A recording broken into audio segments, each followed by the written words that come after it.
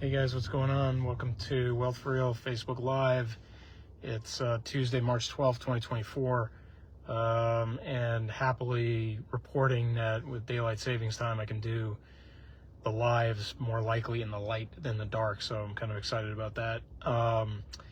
Anyway, I had to jump on this live, guys, for two reasons. One is whimsical, one is serious. The whimsical one is Gary Vee was live all day long. He still is, I think, on YouTube Live, actually, not Facebook. But he was on YouTube Live all day, literally just streaming out of his office. Most of the time he was muted because he was discussing sensitive business topics and so forth, so he had like his videos playing in a split screen. But when he could, he would unmute and talk to the audience. So I was kind of inspired by that. He did a real hardcore, still ongoing 9-hour live stream. But the serious reason, guys, I want to jump on a video right now is because that inflation report that came out today for February, where things ticked up a shade over, I think in January, it was like 3.1 or 3.0. And then in February, it ticked up, a tenth or 2% to like, maybe 3.2, 3.3, something like that. I'm probably a little bit off with those numbers, but you get the scale effect. Low threes to slightly higher threes. And that represents now the second time, if I recall correctly, that inflation has ticked up and not down. Of course, as you guys know, although I see a lot of people confuse this, when these inflation reports had been going down, it didn't mean prices were going down. It just meant the rate that they were going up had slowed. So that's an incredibly important point that, is very quickly overlooked. I mean, especially go mainstream media, they'll make it sound like, hey, inflation's trending down or inflation's going down. Makes it seem like prices are going down, but they're not. They're still going up, just slower. But anyway, so you already have that situation kind of going on where it's not like we've really eliminated inflation, but now all of a sudden the rate is picking back up. And I know that Chairman Powell and those Fed governors are getting really, really nervous because they have kind of been trumpeting, and it always happens right on time, guys. Like if you go back to that 60 Minutes piece that I think Powell did in January, maybe early February. Actually, I think it was February because he was talking about the January meeting of the Fed. And he was being interviewed by Scott Pelley, and it was very congratulatory. And I mean, credit to Powell, he was pretty subdued. I mean, the guy doesn't show a whole lot of emotion. But, the language was congratulatory. We did a soft landing. We didn't have a recession. The really, we tamped down inflation. It was great. We're going to cut rates this year. So that's how guys. And I think if you watch my video from when I watched that 60 Minutes piece, whatever it was a few weeks ago, you'll see me announce that we should be very nervous because once they start the back patting, once they start congratulating themselves, you're in for it. I mean, you're about to get taken for a ride, guys. And so right about on time, I mean, what is that, a month ago that he was on 60 Minutes? Maybe not even. We've already seen 2 inflation reports now tick upward. So I think what's interesting about this, guys, I'm going to float a hypothesis that's pretty apocalyptic, okay? But I'm going to seize on this moment. I've been kind of toying with this for a while. But this report really made me feel like, okay, I think I really need to kind of get this on record as quickly as possible. A lot of people I see, so here's the essence of it, guys. That 9% inflation from summer 22, when that happened, and inflation was still hot after that, even though that was the peak, the summer of 22, a lot of people were like, this is the COVID money printing. This is, from the Trump administration, spring of 2020, summer of 2020. This is the inflation that was caused during that period of time showing up in the system a couple years later. And I don't really know, guys. I'm not an economist. I don't study the data for a living. But here's what I do know or see, broadly speaking, that makes me think, and here's the kicker, guys, that the 2020 money printing, and I mean, it was a bonanza, if you guys remember. The Fed bought everything. Car loans, stocks, bonds, everything. They bought everything to pump as much money into the system as they could. That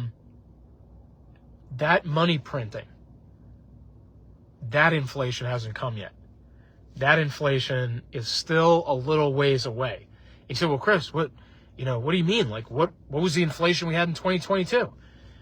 I think the 2022 inflation, and I mean, there was inflation before that too, but I'm talking about like that height when it really hit that top level. That inflation is from the Great Recession. That inflation is from 08, 09, 10, 11, 12, Bush, Obama. That inflation that we saw in 22 was the inflation from about 10-ish years prior finally showing up in the system. And here's the reason I say that, guys. A couple data points. Number one, the equation for, and I've never understood if this is like perfectly literal or if it's more of a heuristic, but the equation for inflation, I equals M, money supply, times V, velocity of money. And velocity of money, I often forgot this, guys. When the Great Recession was going on, I thought we were going to have massive inflation then because of everything, TARP, everything they were printing, the bailout banks and AIG and everything left and right, Goldman Sachs. I thought there was going to be a lot of inflation. And then I was getting corrected at that time, both virtually, like online sources, and then just in conversation, that the velocity of money wasn't there yet. In fact, it was the inverse. All that money that was being printed was essentially being stuffed in a vault, figuratively speaking, maybe literally speaking. The credit crunch, right? Remember, that was the buzzword back then. The credit crunch basically meant that nobody was lending or spending money. The money was simply being collected by these big institutions that were being bailed out and then stuffed somewhere. Just here, now I got a bigger balance sheet. I got money on the balance sheet. I don't look like I'm about to fail. I'm going to survive the Great Recession, whereas others did not, like Bear Stearns and Lehman Brothers and so forth. So that money printing in 8, 9, 10, 11, that period of time didn't move the needle on inflation. And I mean, there's evidence behind that. I mean, there really wasn't much inflation through the Obama years, through like the 2010s, etc., right? Now comes the pandemic, the later 2010s, the pandemic. That money starts to loosen a little bit and get out there faster and faster and faster, right? Now, admittedly, during the pandemic, spending kind of froze up. I mean, spending, people weren't going anywhere. So that's kind of a wrinkle to that hypothesis that I have. But in general, if you forget that wild stretch from like spring to fall 2020, just take that like 6 months out of there. I think the velocity of money started to pick up and really roll downhill from what had been printed back about a decade prior. Now, here's another thing to consider, guys. Look at the 60s and 70s. Look in the 60s when we were printing money and we were spending all this money on Vietnam and the Great Society social programs. You had a really big spending spree in the 60s. Kennedy had promised Camelot. The United States was going to be like Camelot. Remember that? I remember that from the history textbooks. And then Johnson came along and he did Great Society and expanded like Medicaid and Medicare, I think. I mean, I'm very fuzzy on some of the details, but those two things were big drivers of spending for the United States in the 60s. The war and the social programs, right? Well, guess what? When did the inflation come from that? The late 70s, right? You didn't see the inflation from all of that until the Carter administration, right? 77, 78, 79, 80, right? And then Carter got thrown out for Reagan due to, basically a mixture of high inflation and the Iran hostage crisis, right? Those two broad macro reasons he got booted. Okay, but the bottom line, guys, is the 60s inflation didn't hit until the late 70s. It took about 10 to 15 years, okay? Maybe almost 20 years, okay, if you go early 60s to late 70s. So I find that fascinating, guys. And I think, when I think about the 2020 inflation, you say, and here's the other thing about the 70s, guys.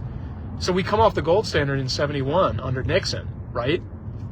I mean, didn't have inflation right away. It wasn't like we decoupled from gold and, all of a sudden in 72, 73, 74, there was runaway inflation. No, it didn't show up until the end of the decade, right? Nixon got us off the beginning of the decade, and then at the end of the decade, the inflation hit. So right there, that took like 6, 7, 8, almost 9 years for that to fully manifest itself, right?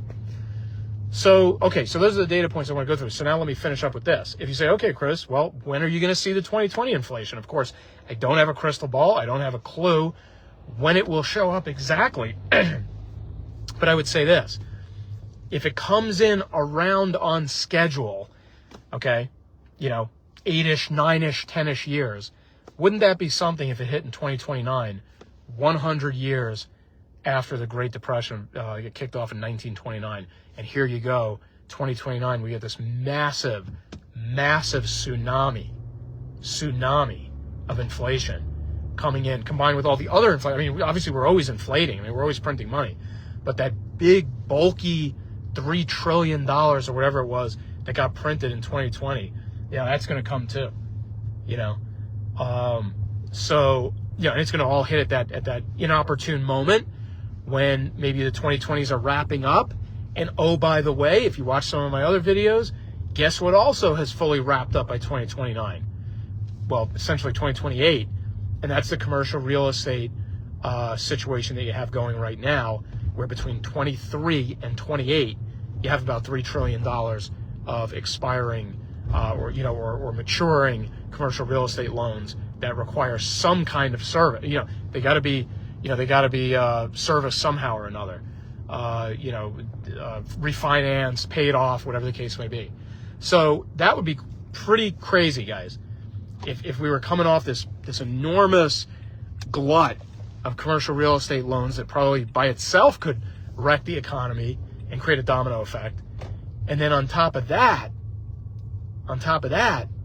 you end up with this situation with inflation from 2020 finally rearing its ugly head at almost the same time, or certainly in the same vicinity in the decade. So I really, so anyway, guys, I think the report that you saw today was really consequential. Really consequential. I think it's not the narrative that the Biden administration would want to have out there, especially as the election is kind of getting full swing and so on and so forth. So this is really bad news. I mean, this is really, really bad that we've seen a report like this. And I just, I don't know what's going to come next with the next one, but it's something to keep your guys' eye on. I think you gotta watch this really, really closely, and it'll be kind of fascinating to see what ends up happening with it. So consider what I was saying here, guys, about 2020 and the inflation, and and when the timing of that might occur, along with some of these other events as well. So thanks for watching, guys. As always, really appreciate it. Hope everybody has a great Tuesday night, and we'll